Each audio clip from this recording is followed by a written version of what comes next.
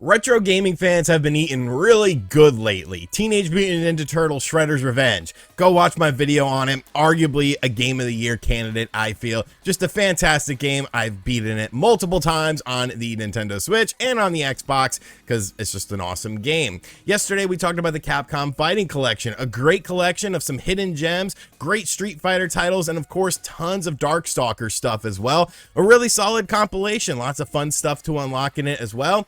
And then today we have Sonic Origins. Now, if you know anything about me, I'm a Sega fan. Okay, I got my Sega Genesis Model 2 packaged in with Sonic the Hedgehog one Christmas, and that was arguably the greatest Christmas of my life. Honestly, it might have been the greatest moment of my life, finally getting my Sega Genesis, my Sonic the Hedgehog 2. And the Sonic Origins collection, I mean, obviously it was something I was interested in. Yes, they're old Sonic games, but you know what? It's fun to play old Sonic games. I like old Sonic games. And Sonic Origins, it looked like it had a chance. It looked like it had a really good chance of being really fun. So what ended up happening with Sonic Origins? Is it a great celebration of classic Sonic the Hedgehog games, or is it a colossal disappointment? I would say it's somewhere in the middle, and we're going to sort of break this down in this video because there are a lot of things I like about it, and then there's some things where it's just like, well, this is pretty half-assed. So let's talk about the Sonic Origins collection. I'm reviewing the Nintendo Switch version of the game, and right off the bat, I was annoyed because I got the standard edition and not the super digital deluxe edition because I forgot that there was like a roadmap for this game and you had to buy different versions to get different audio and stuff. Look, I just give me the one version. Like, why are there multiple versions of this game when they're old Sonic games? This is what people want to play. They want to play the old Sonic stuff with some new modern touches in it and a nice compilation. Yep, Sega had to be Sega and release multiple versions of the game. So I got the vanilla version of the game.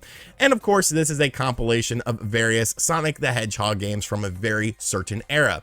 You have Sonic the Hedgehog 1, Sonic the Hedgehog 2, Sonic the Hedgehog 3, Sonic and Knuckles, which of course correlates with Sonic 1 through 3, and then you have Sonic CD. Now, let's get the elephant out in the room out of the way with this. Yes, Sonic the Hedgehog 3 does have some reworked music because of Michael Jackson. It's, you know, it's a conclusion now at this point. It's not just speculation. Many people have come out lately and said, yeah, Michael Jackson did these songs, helped work on these songs. Obviously, with his passing, it's made it more difficult to have access to these tunes. That's why Sonic the Hedgehog 3 doesn't get re-released all that often. And the reworked music, I mean, it's okay. It's not bad. It's not great. I will say the instrument quality kind of stands out a bit in sort of a negative light compared to other Sonic the Hedgehog 3 sounds and OSTs in the game because they just sound a little bit different. It sounds a little bit off. Now, when you're talking about the Sonic Origins collection, of course, there are multiple different things going on with this. You have your anniversary mode, which has widescreen support. The Sonic the Hedgehog character himself has been a bit retooled to look the same across all versions of the game, whether you're playing Sonic 1, Sonic CD, or Sonic 3. So I think that's pretty cool. You know, the widescreen support itself does work very nice. I think it looks good. Nice 16:9. You can see lots of stuff. You also have the classic mode that you could check out in the game, which of course is the 4:3 mode in the game. There's some additional stuff in there as well. Some, you know, different options you can do. You can play through the games all in sequential order so that it's just like one really long game. I think that's kind of neat. And then you have things like little different side things, and you have a museum. Now, the museum to me, once again, is a little bit half-assed. That's a word we'll be using quite a bit in this video because it's just like artwork and stuff. And when you look at the artwork, there's a couple things that definitely stand out to me. First off, Robotnik is referred to as Eggman. Now, I understand that his name is now Eggman, and in Japan, his name was Eggman. But if you played these games in the United States as a kid, like a lot of us did, you would know that he was known as Robotnik. Is that a nitpick? I mean, yeah, but I don't care because this is a collection of classic games. So you would think that they would pay attention to details like that, but, you know, whatever.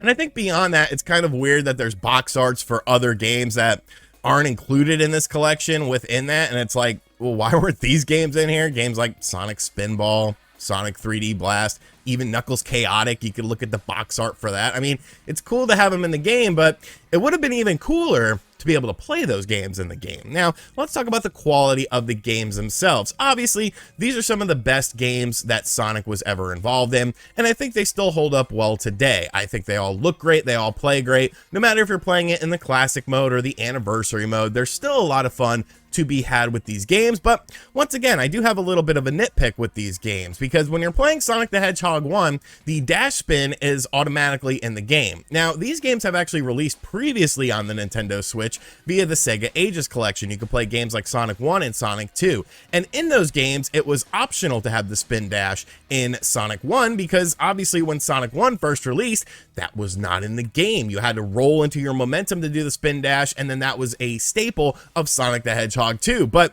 they're automatically in Sonic the Hedgehog 1, and you can't turn them off, no matter if you're playing Anniversary mode, which is the widescreen mode, or the Classic mode, which is the 4x3 mode. And that's kind of a bit of an oversight to me. Once again, it's a little bit of a nitpick, I feel, but it's kind of weird that you're essentially transforming one of the main gameplay mechanics of Sonic the Hedgehog 1 and sort of forcing it in there, when in actuality, when you play the original game, it wasn't in there at all. If it would have been like something you could toggle on or off, I think that would have been really cool. Now, the games all themselves, they play as they should. They look as they should. They sound as they should. Sonic CD is definitely the standout for me in this compilation. I think that game is so underrated. The fact that, you know, yes, it came out on the Sega CD, which only got, you know, a limited release and limited sales and stuff. It's definitely a game that stands out among the rest of them. And all of the games have a cool little thing where when you boot up the game, there's a brand new sort of cartoon style artwork that is done within the game. It's sort of like a little intro movie for the game. I like that. I think that's a nice little touch.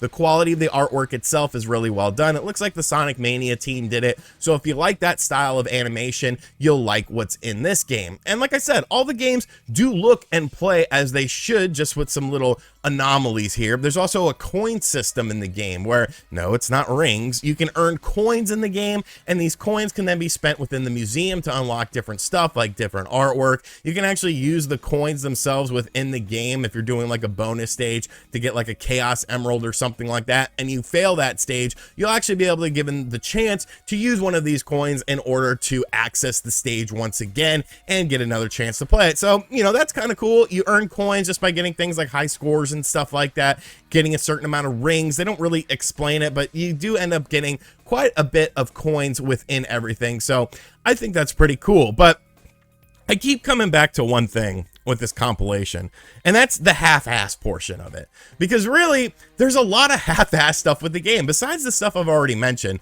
let's talk about the actual content of the game itself. Now, when you're playing, you know, a game that's 4x3, you usually get a myriad of borders that you can add to the game, and you know, it's nothing major or anything like that, but with this game you get two borders. You either get black bars, which just crop the image completely, or you get some Sonic Mania style artwork on the sides there that you can access, and like, that's it. And I'm kind of like, well, you know, that feels a little bit half-assed. Like, I feel like this should be a huge celebration of Sonic the Hedgehog and the Sonic the Hedgehog games. There should be things like interviews and fun stuff to be accessed within this game, whether it's, you know, sort of like just thrust it in there, or you have to do things to unlock it. Maybe even some games to unlock in it as well, some, you know, choice cuts. And I couldn't understand why I felt that way. It's almost like something came along previous to this that did this compilation, but arguably did it much better. Yes, it didn't have the 16:9 support with these games. It didn't rework the Sonic the Hedgehog animation himself to make it uniform throughout the games. But then I remembered, we have this, the Sonic Mega Collection that came out on the GameCube, PS2. I believe it also came out on the Xbox as well. Now this has Sonic 1, Sonic 2, Sonic 3, Sonic and Knuckles, Sonic 3D Blast, Sonic Spinball, and Dr. Robotnik's Mean Bean Machine. All in one compilation. There's hidden stuff in here as well. There's tons of bonus materials that you can get, and I'm pretty damn sure this game came out at $30. There's also unlockable games in this as well. And Sonic Origins is $40. And it's, you know, arguably, there's a lot less content in here. Yes, they did rework some stuff, but, you know, is it worth $40 to play these classic Sonic the Hedgehog games again? I'm not quite sure about that anymore. I'm not quite sure. I'm definitely having fun playing the core games themselves. There's no one's going to argue that the core games themselves are bad. because they're not bad. They're peak Sonic the Hedgehog for a lot of people. Sonic CD definitely still, you know, stands the test of time. Absolutely love that freaking game. So underrated as well. But the problem is, we're asking $40 for a game that you've previously done 20 years ago, and you arguably did it better. And that's where the whole half-ass sort of thing comes into play.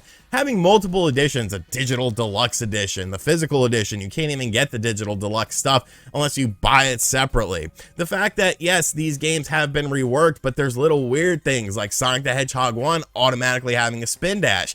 I guess maybe this compilation is for newer Sonic the Hedgehog fans, and while all the other games have been sort of delisted, you could actually still play Sonic 1 and Sonic 2 on the Switch via the Sega Ages collection, and then of course you have the Genesis collection on Nintendo Switch Online, which offers things like Dr. Robotnik's Mean Bean Machine and Sonic Spinball. This should have been a huge celebration. There should have been choice cuts on here. You should have thrown in the Game Gear games. You should have thrown in a ton of different stuff into this to make that $40 really feel like it's worth it. Because essentially, as it sits now, unless you're a die-hard Sonic the Hedgehog fan, unless you just live and breathe the blue hedgehog, it's hard to recommend this game at $40. You know, it's definitely very hard. Obviously, this game will go on sale eventually. I just feel like the $20, $30 range would have been much better. $40, you're kind of positioning it a bit more as a premium product. And realistically, I don't see this as a premium product. I see this as, okay, it's acceptable, but it could have been so much better. It should have been so much better. And just the weird little things and weird little oversights within this game just kind of detract a bit from me. I'm still going to play these games. I still love these games. It's nice to have Sonic CD on a portable system, but I just can't help but feel a little bit disappointed, you know, a little bit let down that it's just like the bare minimum. It's kind of like the Super Mario 3D All-Stars collection, you know? It's the bare minimum for them. The games themselves are still enjoyable, outside of Super Mario Sunshine, but they could have done more. They should have done more, and it's a shame that they didn't do more. So let me know in the comment section down below if you plan on picking up Sonic Origins collection.